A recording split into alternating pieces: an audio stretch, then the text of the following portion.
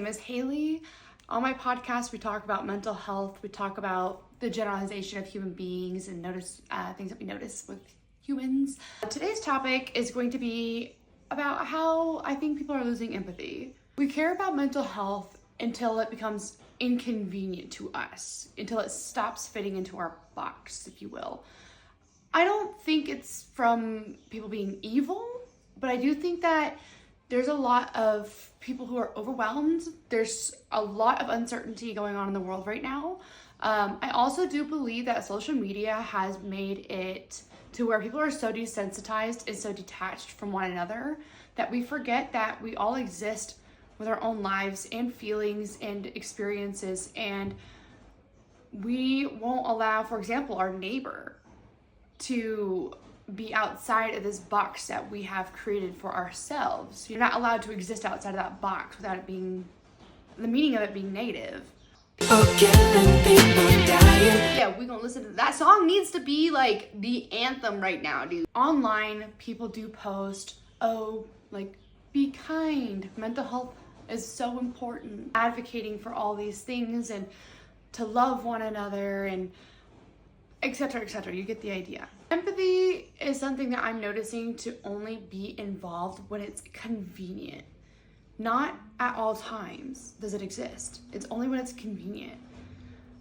Something else that, I find really interesting is there's a lot of headlines, because of social media, especially with what's going on just politically in the world right now in general.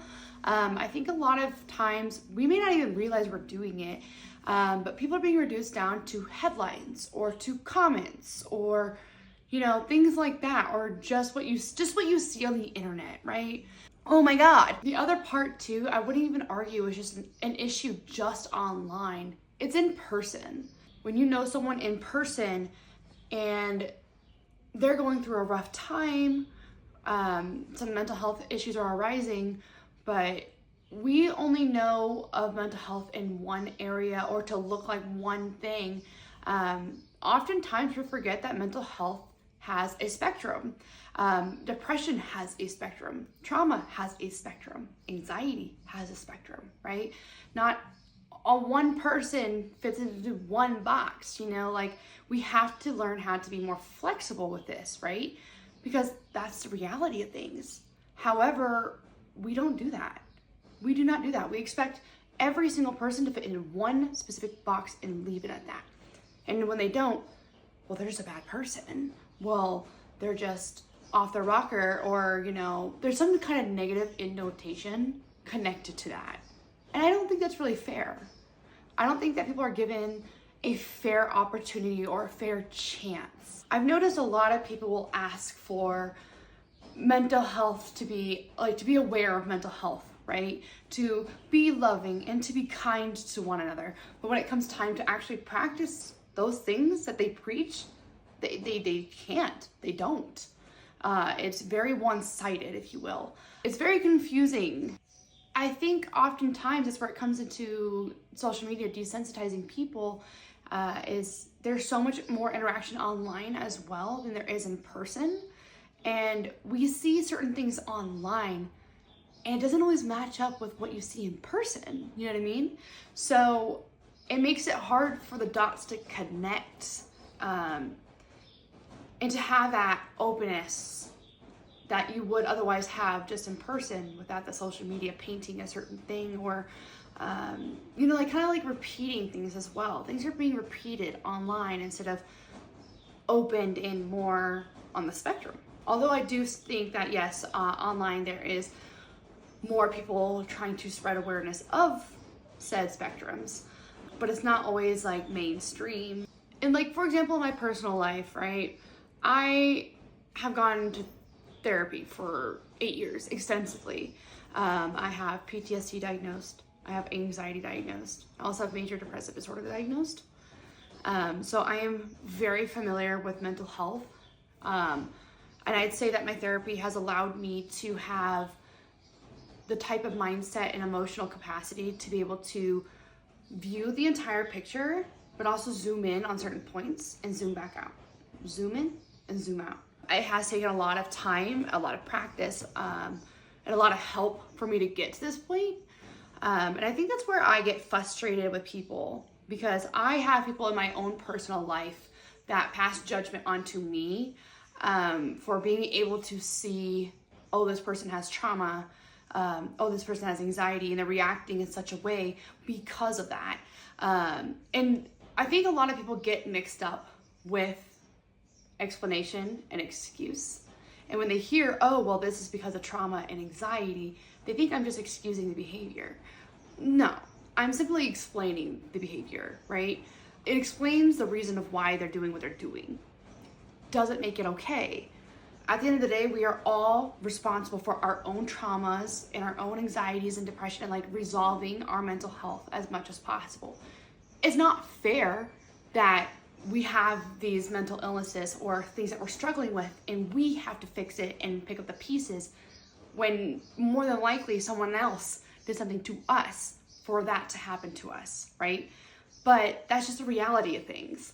So I think that we need to understand the difference between explanation and excuse as well. But again, you know, like this comes back to my point of people are so quick to also judge, and when you don't fit in their category that they believe you should fit in, you're immediately wrong. You're immediately bad. You're immediately a liar, or, you know, all these things. And I don't think that's exactly fair. And I don't think that's exactly right either. In my personal life, I'm able to see people acting in a way that I know is trauma-based, or a trauma response, anxiety response, things like that, because I've lived it myself. So I apply not only my own personal experiences, but I also apply what I've learned in therapy as well, which helps me look for these signs and understanding people, and gives me a moment as well to not judge someone so quickly, to give them that grace, which I think that all people deserve to have, is that grace, because you never know why someone is acting the way they are, or why someone says something they say. And so I like to give people at least a grace period of understanding before jumping to conclusions, you know, like collect data, if you will, and then use that data to go ahead and formulate some kind of opinion or whatever response, you know. And I think that's what's fair. That's me, again, personally, and just things that I've learned.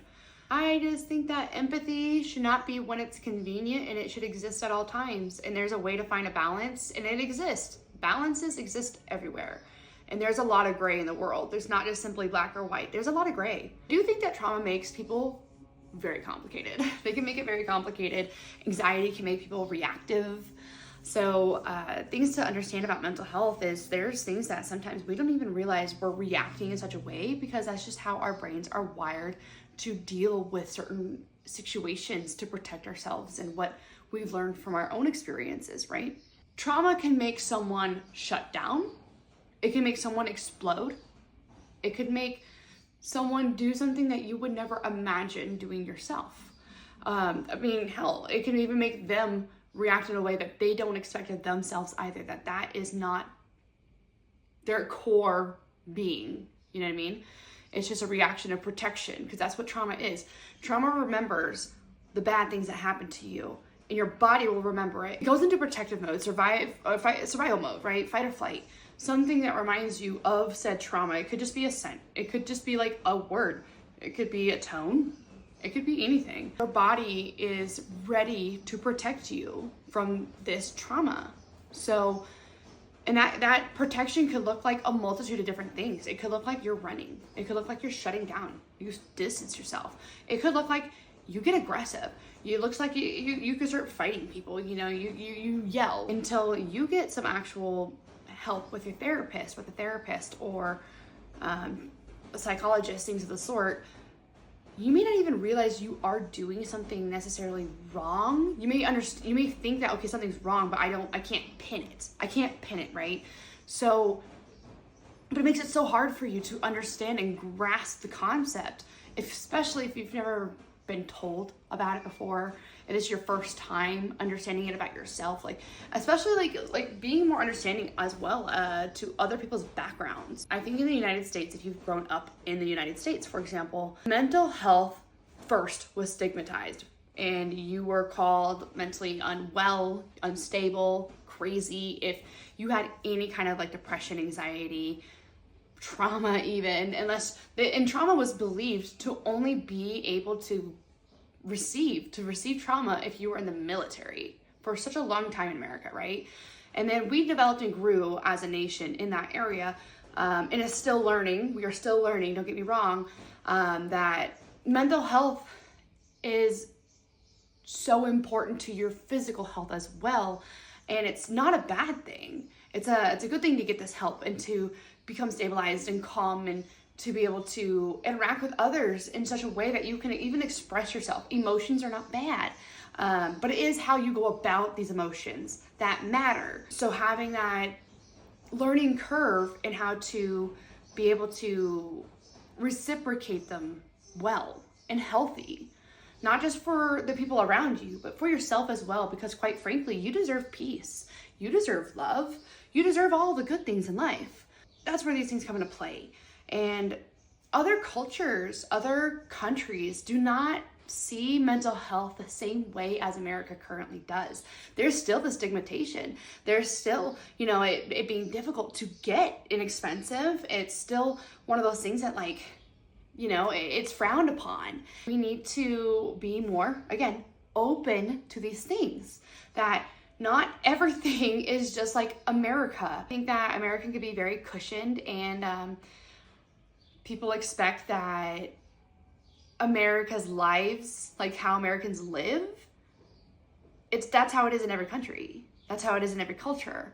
Like, we may briefly oh yeah, no, this culture is different, I know this, but when it comes down to an expectation of someone else from a different culture, you're expecting them to behave and do things that is in your culture, not theirs.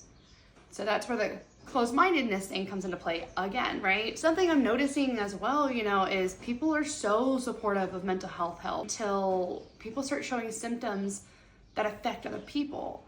And that's when they just they go, I'm out, I'm done, without trying to come to an understanding of anything and trying to hear someone else, and very quick to pass judgment. Kind of already talked about these points already. It's still something it's worth mentioning. It's definitely worth mentioning. Do we think that we are going to be perfect all the time?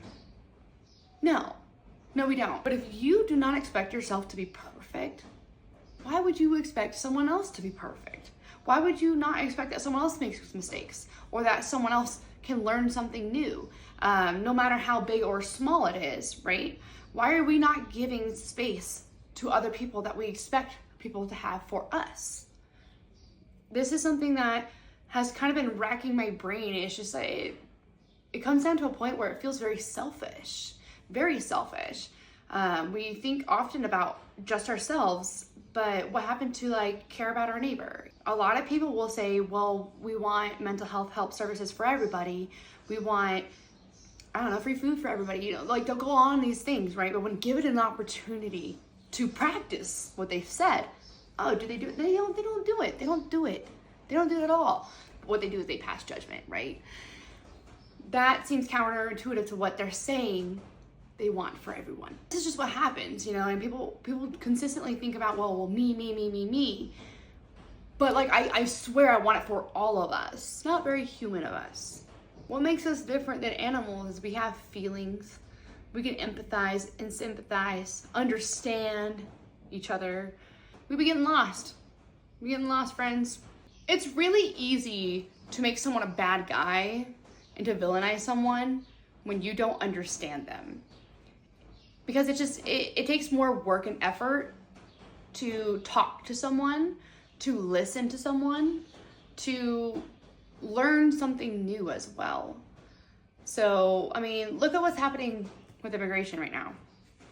People are fighting for just humanitarian reasons to see their family. We saw the news with the 18-year-old who had cancer, and his parents fighting for humanitarian reasons to be joined with their son before he died. It took some fighting to make it happen, and his body held on just enough for the 24 hours to be with his parents, and he died.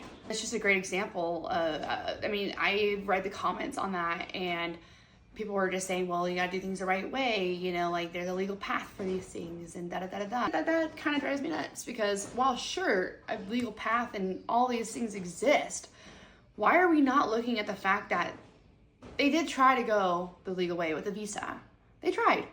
They got denied because of by entering illegally and whatever.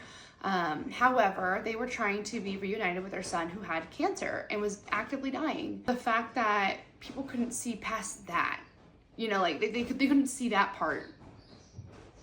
This is the kind of thing I'm talking about, you know? Like, we can't put ourselves in their position. It's not happening anymore. We're not imagining ourselves experiencing that if we were restricted from seeing a loved one who was about to pass away and we couldn't be with them in their final moments. We don't care if it's not affecting us directly. We don't care. And I think that's where our humanity is slipping. I'm sorry. We have sympathy for the veterans when they come back from war and everything else like that, which we should. We should, because that shit's hard, rough, unfair, not cool, not kosher, right? Cool. Hang with me, hang with me. But what about people who are getting trauma from everyday life experiences, from family, from their cultures even? I mean, there's people in other countries that are watching people be freaking murdered, my guy. Because like veterans have they act out with their trauma, right? They come home and until they get treatment and stuff like that, sometimes they have woken up strangling their freaking significant other in their sleep, or they wake up thinking that the fans, the blades for your spinning fans, are helicopter blades, and it puts them all back, right? There's things like that. Fireworks set them off, and then they have these they freak out, they get aggressive sometimes, or like explosive. Why do we think that people in normal day-to-day life don't react the same way? It's only because of military? No. It could be someone raising their tone just slightly. It could be someone smells something that reminds them of their abuser. It could be literally anything like that, and they go off the rails very equally to what happens to our veterans. We need to have this empathy for both types of trauma reactions. Where is it? Where'd it go? Drives me crazy. We villainize people who have mental health crises, who react in such a way that you wouldn't imagine because it's not something you would do or you could imagine yourself doing. And we don't allow the space to think about how that person feels. Do you think that person is okay with how they're acting? Do you think that they have regrets? Do you think that they're terrified? Do you think about anything else other than the fact that you're seeing them as a monster because they don't fit in this box that you made? It's really easy to be negative and to be so down under and to pass judgment instead of practicing patience, listening, even love. It takes more energy to do all those things than to just sign someone off. I'm just trying to understand exactly where we fell off. I do think the reason why people are becoming so emotionally cold is the doom scrolling and being overwhelmed. I mean, like, it's one thing for us to argue about, like, what's your favorite flavor pie? Oh my God, you like apple pie? I think pie is disgusting. You're a freak. You're a weirdo. You know, like, we can joke and pass judgment like that. If you're gonna sit here and judge me because I had a day where my trauma took over and I sat here bawling my eyes out and I had no control over it, feeling like we're all out of control. So we're looking onto any little part that we can. And I do think the negativity of the world is infecting all of us. You know, what's happening politically is infecting all of us. It's taking control of us in that way. I do think that social media is it can be such a bad hole, like a bad black hole for everybody right now. People seem to give more attention to the negatives and the drama than they do the positives, and that's definitely a huge problem. Things never end. I think people are living very defensively and are only worrying about themselves because they think that's all they got. And there's so much more to life than that. There really is. And you can live with defense, but you can also live on offense. You can live in peace. You can live in prosperity. You can do all of it. It's called a balance, you know? And I think that's really important that we remember these things. If you're gonna sit here and judge someone for having a reaction with their trauma that is not favorable to you, completely not fair and totally opposite. You feel me? When someone has anxiety, like Jesus, you know, some people like they shut down, they freak out. Some people they like it's just like it just depends, dude. Some people like they say and do things they normally wouldn't if they were calm-headed and peaceful. You don't leave space for these things, man. People are allowed to react differently than you. What if they don't even know that that's wrong? Because this is their normal life. You don't know. You're passing judgment. Oh my God, people are so judgmental. Drive me nuts. Sometimes it's as easy as it being like, do you prefer coffee or tea with things? But it's not like that with mental health. You know, you can't just be like, oh, you like green tea, so you have to drink it with honey and 1 tea bag. Otherwise, you're an animal. You know, like, it's not like that with mental health. It's sometimes with the green tea, you like it with sugar. Sometimes you like it with milk. Sometimes you like it with honey. Sometimes you like it cold. Sometimes you like it hot. Sometimes you like 2 tea bags. Or any variation of those things. That's mental health, man. And how people react. We gotta think about it like that. It's not just your preference. It's the beauty of the earth, my guy, and human nature. Your girl is tired. Because I can understand, like for me, I understand people from all backgrounds, cultures. I give the space because I've had my practice. I've had my time with my therapist, right? That I have the tools that I can do this. And sometimes for me, it gets really exhausting when I have these people who are still stuck in that judgmental, past that judgment phase, you know, and they can't come out of it. And I cannot, like, it feels like I'm repeating myself, or like people think I'm making up excuses or you know, whatever. And I'm just like, no, man, like, I am allowed to explain something without excusing it. Stop getting it twisted, because that's not what's going on. Open your mind, spread the love. Sometimes people just need that one person who's just going to listen to them, understand them. I can change everything for them, dog. We can practice it for ourselves, but we don't practice it for others. That is just a crazy concept to me. But I'm trying to also, again, that's where, like, I can separate, like, in my mind, I'm like, this is nuts, because I understand to a different degree of things. I'm trying to have space to be able to explain this to other people and, you know, whatever else. And it can be hard because some people are just not receptive to it, dude. And that's fine. And that's where I have to learn, you know, like, I gotta, you know, stop wasting my energy here and put it where it matters. You know, if someone's not willing to hear and understand, okay, well, you know, I can't force them. I can't force them. Lead a horse to water, but I can't make him drink. I don't think humans are hopeless. Okay? I just think that we're all disconnected from each other in a way that's making people forget that we all are human beings with our own experiences and emotions and things like that. And we're not behind a screen, you know? Not everybody, real life is not social media, dudes. Real life is not social media. I think people need to also remember while being on social media that accounts, comments, headlines, like, those are all real life human beings. And you do not know how they feel. You do not know what's going on. For real, 100%. And people do love to spread misinformation to get their own gain from it, to feed their ego. But reality, you know, like, let's think about it. Like, what's it actually doing? You're destroying someone else. For what reason? To make yourself feel better? To get likes, comments, to get people to feed to your ego? That just seems sad. I think people desperately want empathy for themselves, but they're struggling to be able to extend that same empathy to another person, to other people. I hope that humans can remember what empathy looks like and how to give it, and that we choose to be better for one another, because we deserve it. We only have one life, and we get one shot, and that's it. So I hope we choose to be loving, to be kind, to be forgiving, to be understanding. If you agreed with anything that I've said, go ahead, leave a like, comment, subscribe. If you don't agree, feel free to comment as well. I'm open to all conversations. So thanks for joining me. I hope you guys have a great day. We'll chat again soon.